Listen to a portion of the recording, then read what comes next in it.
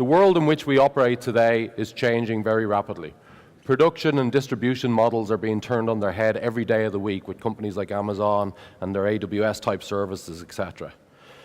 The ability to produce and collaborate is changing all the time, and the need for companies to collaborate together in new ways that they've never even considered before in the past is becoming ever more prevalent within the industry.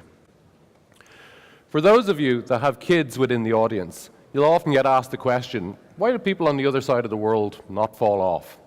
I've certainly been asked it a few times with my kids. And we often just provide the very quick response, oh, it's because of gravity. But we miss the opportunity to explain that gravity as a force is a symmetric force. It impacts on us all equally around the world, pulling us all directly towards the center. In a book called The Forces of Nature by Professor Brian Cox, Professor Cox introduces us to the works of Wilson Bentley, who was the scientist that studied snow for many decades. And in Bentley's work, Bentley came to the realization that there were major forces at work in the very, very delicate snow crystals that he was studying. He realized that all of the crystals that he studied, having taken tens of thousands of samples, they were all six-sided and they were all symmetric in nature.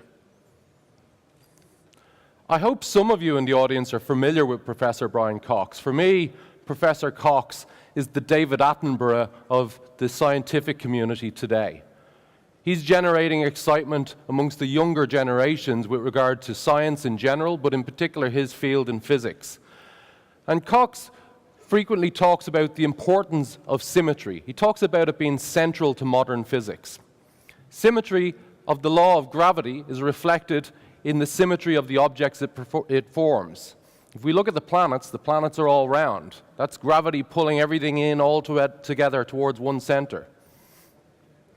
Cox goes on in his book and talks about how symmetry is also ever present in evolution. From the very, very small and delicate complex structures like insects, right through to some of the largest species on the planet that we live in today, the largest mammals that we have there. Bilateral symmetry is reflected across the board. And if we think about what Darwin has taught us over the years, Darwin came to the recognition that the species that are amongst us today, including ourselves, the species that are amongst us today are at the pinnacle of their evolutionary chain. After millions of years and billions of natural experiments, what we've ended up here now is the best of the best.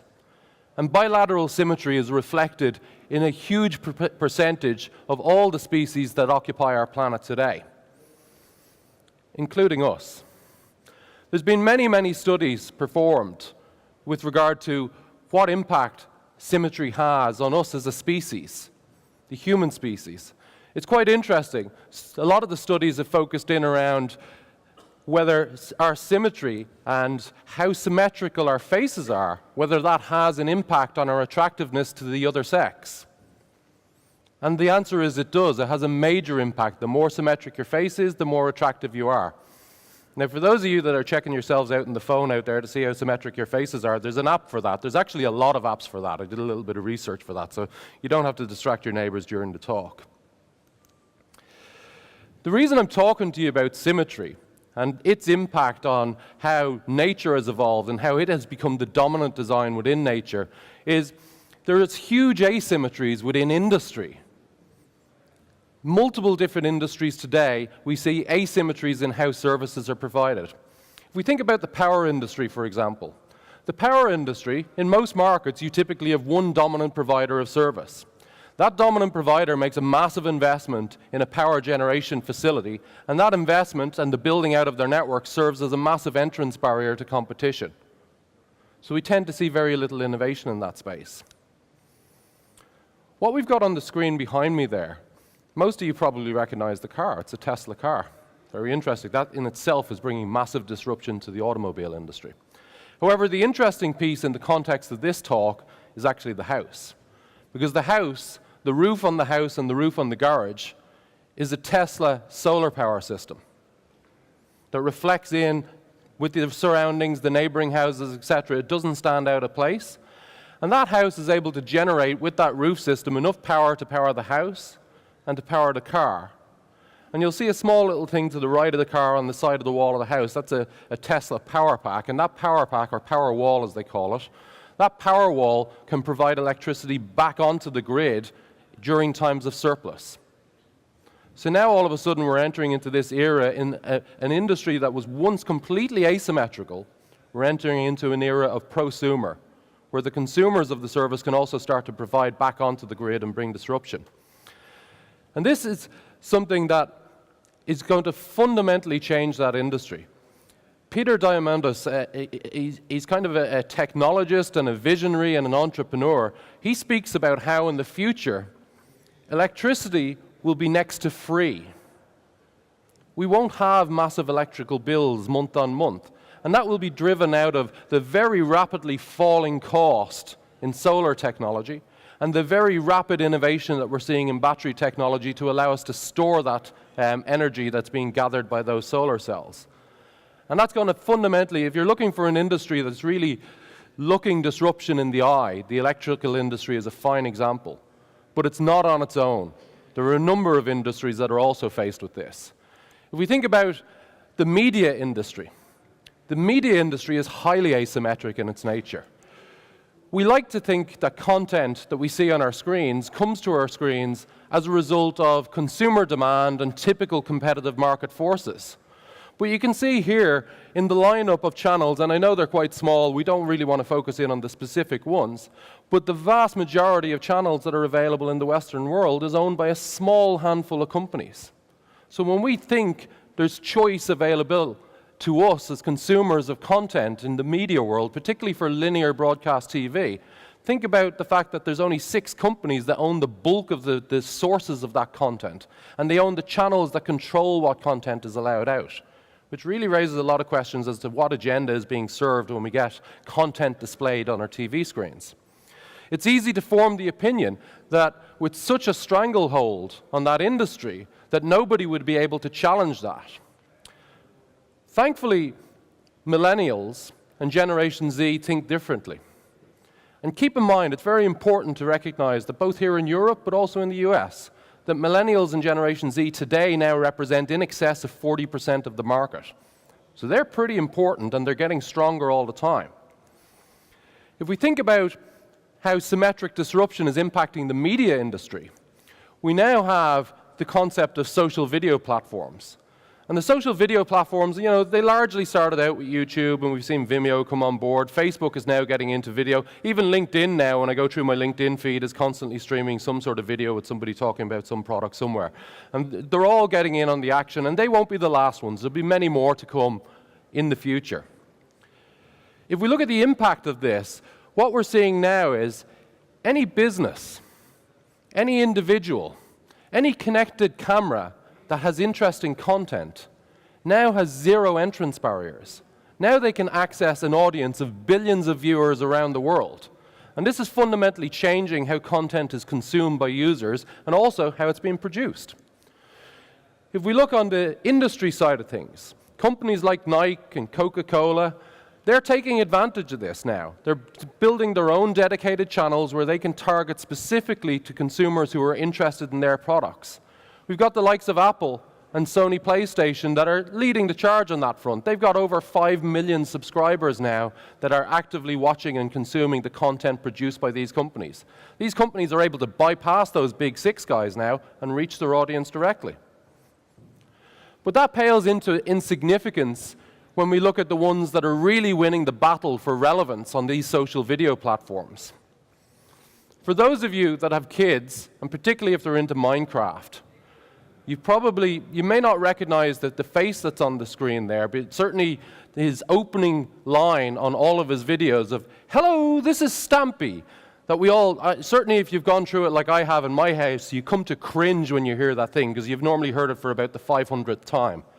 But Stampy, some guy in his bedroom who happens to like Minecraft and video logs about the Minecraft worlds that he creates and plays in, has 8 million followers. Lily Singe, or Superwoman as her YouTube title is called, she conducts or delivers her comedy content through that channel. And she's got 12 million regular subscribers. Or the guy with the blue hair, Dan TDM, he's the latest favorite in our house. I haven't really got a clue what he covers off. It's some sort of video logging, but my kids love him. And we've got PewDiePie over on the right-hand side with 57 million subscribers. This is 57 million people that are keeping track of the videos that this guy produces. I checked it this morning before I came out here. He's had over 16 billion views of his videos. This represents a massive challenge to that traditional video industry that was out there, and it's something that's fundamentally going to disrupt it as we go forward. This one's more obvious. I'm pretty sure you can guess where I'm going to go with this one. The asymmetric transport industry. And the example I'd use is a city like New York, where we had the yellow cabs that really had the monopoly on the whole city for decades. You had a population of 20 million people being serviced by 13,500 cars. And we all know how that ended up. We've all seen it in the movies, and some of us have had the misfortune to be caught in it ourselves, where you're stood curbside for a half an hour in the lashing rain trying to track down a cab, and then you pay over the odds for what was a miserable journey in the first place. We now have the likes of the Ubers of this world. We've got the MyTaxis of this world. We've got the Lyfts of this world, which are bringing symmetric platforms to play, where anybody who's a passenger in these taxis, at any given day of the week, if we've got a driving license and a car, we can now choose to become a taxi driver ourselves. And I'm pretty sure most of you are familiar, if you've used Uber and Lyft and the other services, quite often when you talk to the drivers, there's a huge portion of them just use this as a part-time additional source of income. You know, they're not doing anything on a Tuesday night, they'll go out and earn a few bob, and that allows them to go out at the weekend. But that's fundamentally altering that industry. It's lowering the cost of taxi fares in the cities where it's available. In New York, I had a 4-fold increase in the volume of vehicles that people could hail for transport. And that's had a massive knock-on effect in reducing the cost of each transaction, but also it's massively reduced the value of those once prized taxi plates, or medallions as they're called in New York. So for a small percentage of the transaction fee, this platform connects the buyers with the sellers, the consumers with the producers. What does that mean for our industry? Well, if we look at our industry has always been asymmetric. The telco created all of the services that the users consumed, and the consumers paid for everything. Whether they were enterprise or whether we're the residential consumers, they paid for absolutely everything. Now, the challenge that we're running into, and I hear this reasonably frequently when I talk to operators around the world, is they're beginning to hit limits on what the consumer is willing to pay for. And also, they're facing massive competition from over-the-top. And it's an awful pity, because the over-the-top phrase, it very often gravitates towards video. We all think about Netflix and Amazon Prime. But when I think of over-the-top, I think about distribution of anything digital. I think about services, as in software as a service, being delivered over the top. There's a whole world of different over-the-top applications that are here today, but also many, many more that are going to come into the future. And the telco networks will deliver those services. The telco networks will bear the increasing cost of delivering those services. And many of those services will actually erode the revenues, the ARPUs that the telcos get from each consumer. So the telcos, they need to really face up to this reality. This is coming, this disruptive change, it's already started, it's been here for a number of years, but it's only going to get worse. So they really need to think, how do they get involved in the value chain so that they don't become relegated down to the realms of the dumb pipe?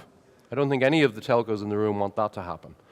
And this is critically important right here and now, because right at this moment in time, many of the operators that are in this room at the moment, you're here at this event to learn about the next generation access technologies. The technologies that are going to allow you to deliver on the targets that are being set down in the new electronic communication code that's been defined by the EU Commission. The technologies that are going to allow us to deliver on this vision of the gigabit society. So it's absolutely critical that you take your time while you're here to think about how asymmetric your current service delivery is, and is there a better way for you to be able to address this? I want to share with you a real-world example of something that I faced in my life there a couple of weeks ago. That sounds a bit dramatic, actually. I probably slightly overstated that. But it was an afternoon, a Saturday afternoon, about 3 weeks ago. And my wife, Adele, she was taking my 2 kids, Lucy and Elliot, out for the afternoon. They were going off shopping. And for once, I had the house to myself. I didn't have a long if you get a minute list of things to do. And for the dads in the room, you guys know how scarce those afternoons are. They're very, very rare, and they're very special. And I decided, I had a look on TV, and there was very little on, so I decided to have a go of Elliot's Xbox. And I noticed on Xbox that there was a game there that I had played in my youth. It was actually the only game that I ever completed, and that was Doom. And Doom was available in a new version, taking advantage of all the innovations in gaming that's happened in the last 20 years since I last played it. And it was available there for €60, I think it was. So if you picture the scenario, afternoon to myself, nostalgic reflection of a game I used to play for €60, the MasterCard Priceless campaign sprung to mind straight away. I said, I've got to take advantage of this. So I download Doom, kick off the download process. I'm sitting there waiting for my afternoon of first-person shooter fun. And the screenshot that I've recreated here is the screenshot I took when Adele and the kids arrived home, which was rather unfortunate because, as you can see, the download hadn't finished. You can see my download rate was just shy of 100 meg. So my broadband service provider, I'm connected to an infrastructure that can do far more than 100 meg, but I happen to have purchased a 100 meg service because that meets my needs most of the time. So I ended up squandering €60, never got to play the game. I've played it since a couple of times, but usually, you know, you get 10 minutes here and 10 minutes there, which isn't really enough to master it. But the opportunity that was missed there was, while I was more than happy to shell out €60, and particularly when it's on a credit card, you don't really notice it, but I would have happily paid out more if I actually got some time to play the game. So if there was an ability for my operator to allow me, through an app on my phone, to boost my bandwidth up to the gig that the network was capable of, I would have had the game down in 8 minutes rather than 2 hours. Or if there was an ability for that operator's network to utilize the information that's in the traffic flow to say, that's a premium download from the Xbox store. We're going to accelerate that because we have a service level agreement with Microsoft. And it comes down at gig rate. Now all of a sudden I would have got time to enjoy the game. My customer satisfaction level would have been much, much higher. And would I be likely to buy more games off them in the future? Quite probably. But certainly now, I'll think about this the next time I go to do it and really ask, well, 2 hours isn't enough. I actually need 4 before I can actually make use of that. And those that have kids in the room, the dads in the room, they know you never get 4 hours free. So it's unlikely. As we look in the telco world and think about symmetric disruption, the use case I gave you there, it's a tangible one. We can all relate to it, but it's only the tip of the iceberg. The reality is the technologies that you guys are going to see out on the expo over the next 2 days, the new access technologies have the ability to identify and classify traffic on a real-time basis.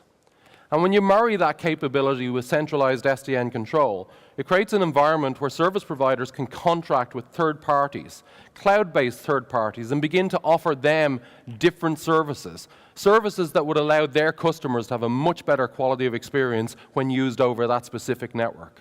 And they can monetize that. That's things that people are willing to pay for. And that's money that's currently being left on the table by the telco world. Instead of crying over spilt milk of the revenues that you're losing to the over-the-top guys, you need to think about how you can collaborate with the over-the-top guys to get in on that revenue stream. So whether it's robots trying to access their shared cloud compute resources, or it's over-the-top software as a service companies trying to bundle a service level agreement to the IT manager when he's trying to sell the service, and they're saying, you don't need that server in your comms room anymore. We can guarantee you the latency across that network, and you'll have a perfectly good experience. Your employees will never complain. Whether it's the operators of remote machinery where they're dependent on real-time guaranteed haptic feedback to ensure that they don't cause damage, or whether we're just trying to prevent the users of the cloud-based VR services that are going to come down the track in the next couple of years to not get sick all over their living room and not use the service again. There's a raft of use cases that are coming down the track that can be monetized, but we've just got to think about things from a more symmetric control basis. So as we go forward, the operators that put their users in control of the network, the operators that allow those users to instantaneously upgrade themselves for short periods of time if need be, or to order new virtual functions, they're the ones that are going to be around for the long time. The operators that are willing to collaborate with the over-the-top community and come up with innovative services that are perfectly viable under the rules of net neutrality within Europe, they're the ones that are going to be around for a long time. I'll close with the following statement. When time is precious, symmetric access, symmetric SD access is critical. And for everything else, there's MasterCard. Thank you.